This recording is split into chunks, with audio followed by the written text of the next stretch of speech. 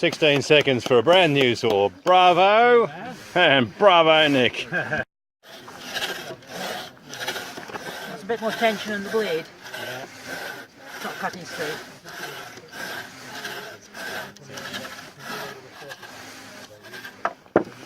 Now, tell me, sir, in what century was this saw here made?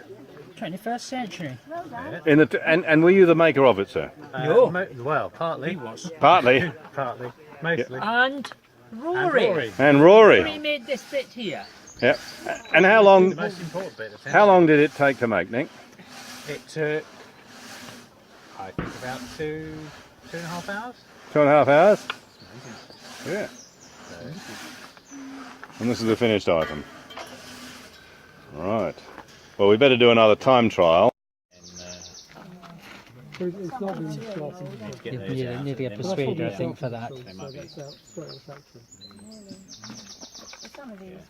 Might be able to do it that way.